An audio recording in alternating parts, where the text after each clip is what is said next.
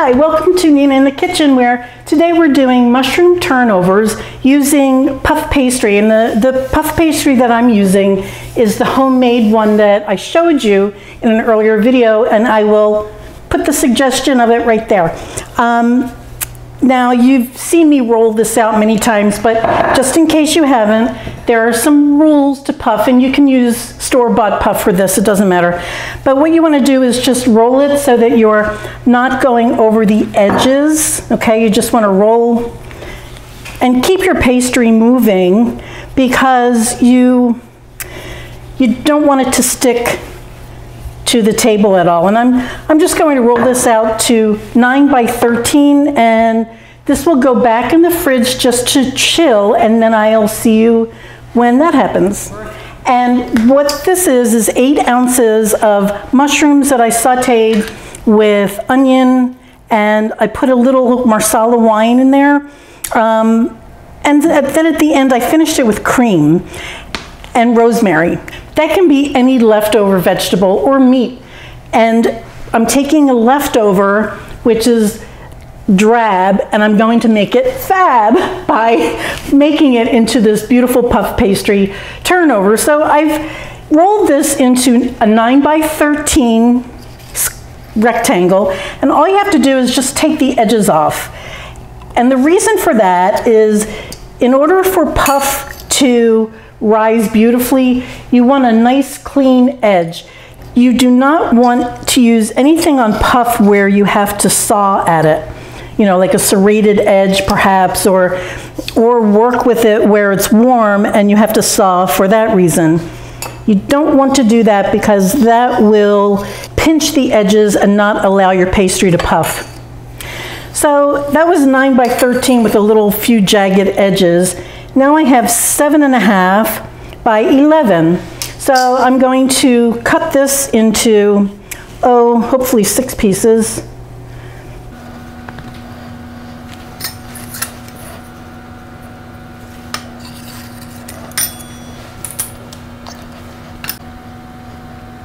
There we go. It's one way around math. This is a ½ pound of the pastry. The other half is in the fridge. It was in my freezer. I thawed it in the refrigerator overnight. Do not throw these scraps away. I can do something with those. And if nothing else, a little sugar and cinnamon, and that's a nice little treat.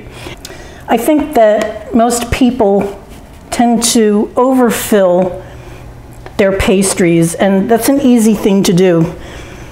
You want them to be nice and full, but if you overfilled, that doesn't work. So all that I'm doing is I'm going to squeeze the air out of this and just gently pinch.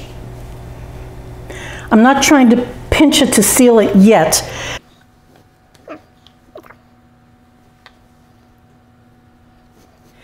One of the tricks of working with puff pastry is that it should be very cold when it goes into the hot oven. That will give you a nice rise. I'll score these and get them ready for the oven, but instead of putting them in the oven, I'm going to put them back in the refrigerator.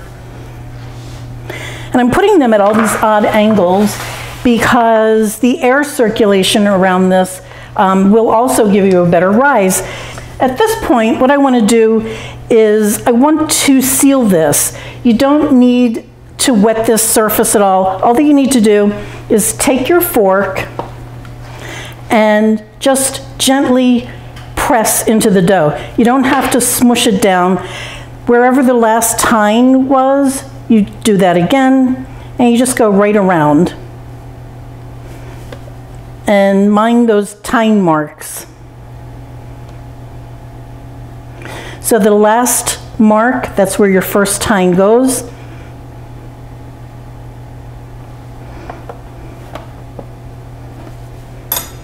And with a sharp knife, you can make just some little decorative vents.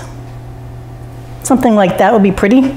So, so there you have it. There's one of your pastries ready to go.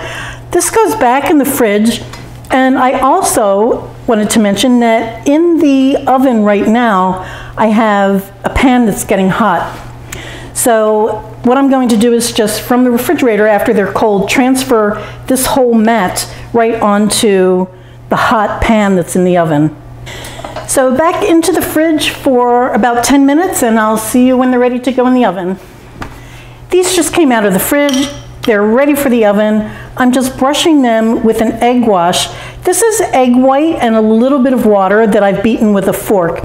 Now, this is going to go into a 400-degree oven, which is 200 Celsius. As soon as I close the door, I'm going to drop the heat to 375, 190 Celsius. And then they will bake for about 35 minutes. If you're doing something that's a really fast bake, 7 to 10 minutes, let's say, and you want to do an egg wash, you can put yolk in that, or you can do a milk egg wash. But the color but I don't want to get much color on this. These will be in for a while. So if I were to put something like egg yolk or milk in it that has sugar and the egg yolk has a lot of fat in it, that's going to brown these up more than I want. So that's why I'm using egg white only. I have a hot pan in the oven right now. I was going to say refrigerator. I have a hot pan in the oven. I'm going to grab that. Here's the hot pan. I'm going to just take this whole sheet, plop that on there. And now this goes back into the oven and I'll see you in 25. Well, here they are fresh out of the oven. These took about 25 minutes and as you can see they're beautifully golden brown. I made the whole pound. So we have 12 of these turnovers and oh, they smell so good.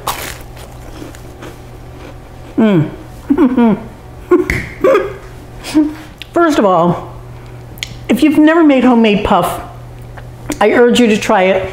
I have a video. It's really very simple. I'll post it. And aside from that, I wanted to say, you can put these together and freeze them and put them in the freezer before you bake them. Take them out as needed. They're so delicious. There's something called dynamic contrast. And what that is, it's not about flavors, but it's about contrasts of texture in your mouth. Creamy, crunchy, and chewy. And this hits all the marks. If you can have a dish that incorporates creamy, crunchy, and chewy textures, you have a home run. And this is a home run. You have the creamy, you have the chewiness from the mushrooms, the creaminess from, well, both the mushroom, because I put a little cream in there, and also the pastry, the butter in the pastry. And of course, that snap from the puff pastry. This is really delicious. I hope you give it a try. Thank you so much for watching. Please follow me on YouTube by subscribing, and I'm on Facebook and Pinterest and so on. Thanks again, guys. Bye.